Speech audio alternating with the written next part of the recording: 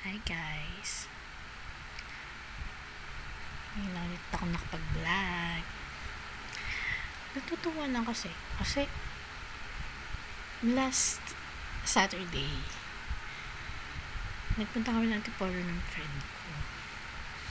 Tapos kasi usapan namin maga, dumating siya hapon na 4 PM na. Sabi ko, makakarating po kaya kami ng Antipolo nun, 6 o'clock yung sabi ko siguro late, pero sabi niya sige diretso pa rin tayo. Iniwanan ko na nga siya kasi naman na ako sa LRT, kasi dalawang LRT from here, LRT 1 tas LRT 2. Hintay ko na siya doon. Sabi ko 4 o'clock na, 5 o'clock na, hindi na siguro ako makakatid ng mass, pero sige pa rin, hintay ko pa rin siya kasi nga from Naik pa siya manggagaling.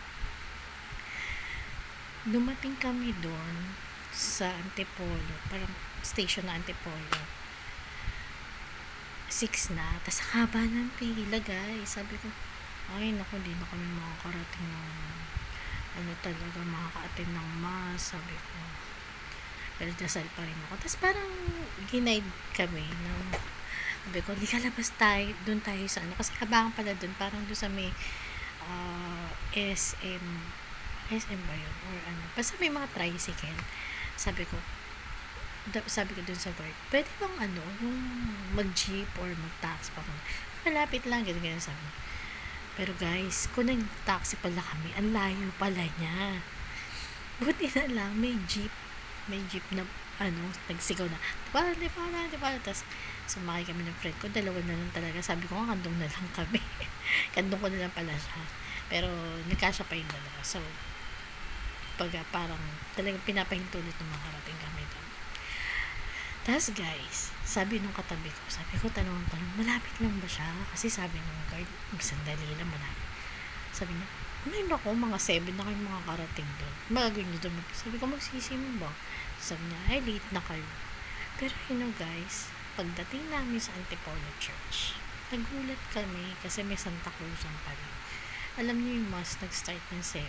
Yun yung time na kadarating lang namin. Start pa lang talaga ng mass.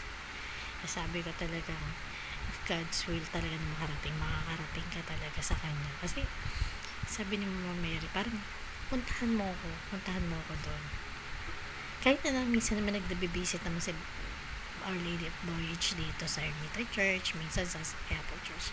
Pero parang yung day na yun, May 16 ba yun, Saturday, na puntahan mo ako doon. So pinaka ko siya, di ba, yun nangyari nga siya. Kaya sabi ko, nagpapasalamat ako kahit na nung pag-uwi namin, hindi na kami nakasakay na LRT, jeep na lang kami, pero very smooth yung pagbiyahe namin. Nakauwi kami dito ng 12 PM na kasi nga sobrang kwentuhan pa kami, tapos mahaba yung biyahe nga. Kaya minsan ang imposible sa tao, posible sa Diyos. Tapos kanina late na ako nagising kasi hirap akong makatulog. Kung may insomnia ba ako or hindi ko alam. Siguro nag-iisip ako, kaya hindi ako makatulog. Nagising ako 11 na. Tapos syempre nandito, sabi ko magsisimba ako sana sa Adamson. Pero nung nasa jeep na ako, sabi sa akin, parang sa Ermita Church ka magsimba.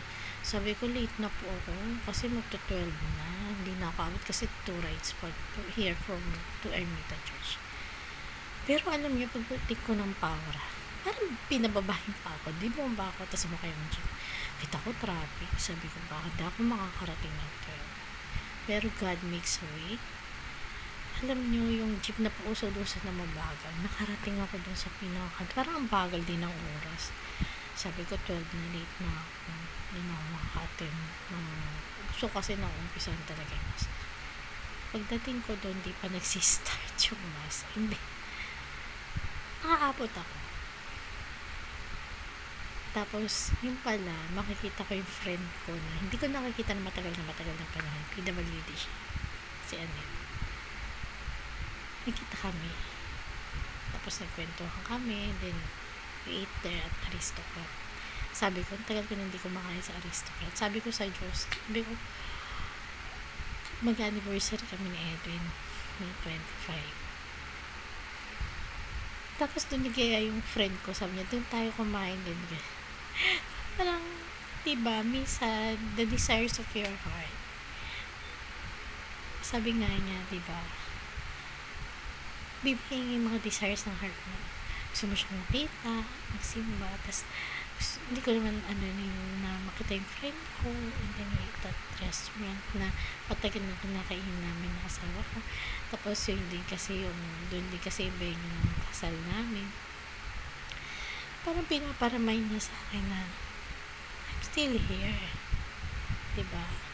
Sinasagot ko pa rin yung mga desires ng heart mo, ng prayers mo, na maging happy and content ka, diba? The Holy Spirit, kasi diba, yun nga, kaya natutuwa na ako kay Ma'am Mary, kahit na ganito na tayo minsan na minsan parang nagsasawa na tayo, hindi man talaga nagsasawa, parang nawawala ng gana. We ask for courage and strength to the Holy Spirit na i-guide pa rin tayo saan tayo pupunta para maging masaya tayo sa pakiramdam na tayo na kahit na ganito ang panahon or nangyayari sa Pilipinas o mundo, alalahanin pa rin natin siya kasi siya talaga yung nagbibigay sa atin ng tunay na kaligayahan. And I'm happy today, I'm happy last Saturday, I'm happy last Sunday. Yung pinakaubayan ko sa kanya, sabi ko, Lord, ko naman po yung gusto niyo mangyari sa buhay ko, I will be done. Ganun na lang po, parati. Kasi kung ako masusunod, mas gusto ko mas masunod ng Diyos sa buhay ko. Tsaka yung mga taong pinapadala niya sa akin or to be the mission, sabi magawa ko talaga. Kasi minsan may inuutos siya sa akin na ito taon to, dalhin mo, ganito, ganyan. Meron din akong hindi nagagawa. Pero may nagagawa rin naman din ako pag inuutos niya talaga. Pero meron times na hindi ko talaga na dadaling tao. Naghihinayang din ako kasi ako yung dapat na madala ko siya patungo doon pero minsan hindi ko nga nagagawa. Pero I pray na lang those people na minsan pinapadala sa akin ng Diyos na dapat daling ko doon. Yun. Na mag-guide pa rin sila, mapunta pa rin sila sa tama. Kasi we know the truth naman. Kaya, thank you Mama Mary, this is your month. Kanina nagbigay pa kami ng flowers sa pagkita sa kanya.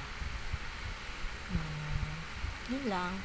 God bless. Kahit na anong mangyari sa atin, anong mangyari sa bansa natin, we always pray na maging okay pa rin po tayo. And be happy.